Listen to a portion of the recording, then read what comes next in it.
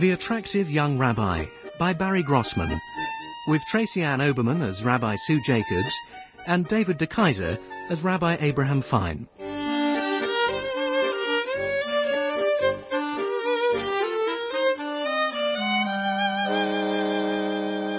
And that reminds me of the story of the Jewish man who... Oh, no, I think I told that one last week.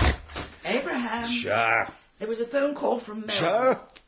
His own wife he can't speak to. 47 years of marriage, and that's where it gets you. Sure. 47 years. Sadie, my dear, I'm trying to do my sermon. For a sermon, I have to shut. No one listens to the sermon. It's just a chance for the old men to go out and relieve themselves. It is not. Your whole sermon is performed to the background of flushing cisterns. Well, is it my fault the walls are thin? Thin?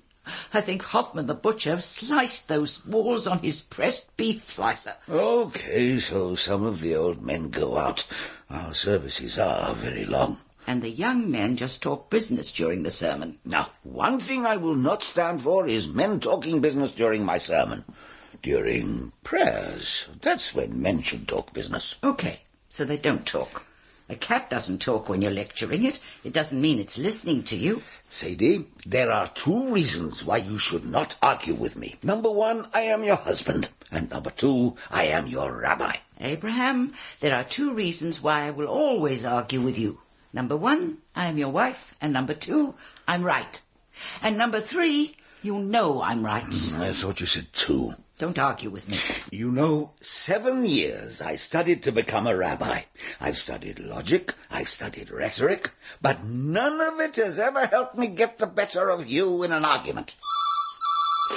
Rabbi Fine. Oh, hello, Melvin. Some news, eh? Well, let's have it. Well, if I don't like it, I don't like it, Melvin, but what is it?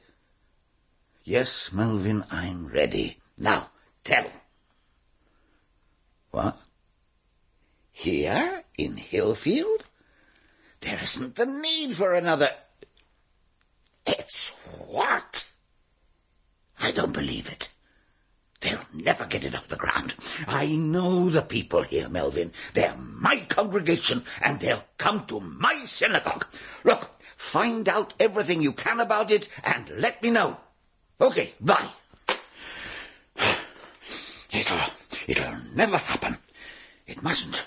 We must make sure it never happens. What on earth is it? Melvin's heard there's going to be a reform synagogue. Here. Reform. Oh, dear. Oh, dear? It's more than oh, dear. With their shorter services, prayers in English, wives sitting with husbands, blasphemy. Mind you, some of those reform places get good attendances. They attract the younger people. Yes, I know. That's what makes it all the worse. They turn people away from the real religion. On Yom Kippur, they fast till 12 o'clock. What's the point of a fast if you stop when you get a bit hungry? Yes, but most of those people wouldn't come to us if the reform didn't exist. They just wouldn't go at all. We don't know that. Of course we do. How many do we get on the Sabbath? 20 or 30 men and hardly any women. Well, something's going to have to be done. This I will fight to my dying breath. They will build a reform synagogue in Hillfield over my dead body. Hillfield Reform Synagogue. Well, this must be the place. Excuse me, can you direct me to whoever's in charge? Sorry, mate. Foreman's not here at the moment. Any idea if the rabbi's here? Wouldn't know, mate. Sorry. Oh. Hello, Melvin. Oh, Brian.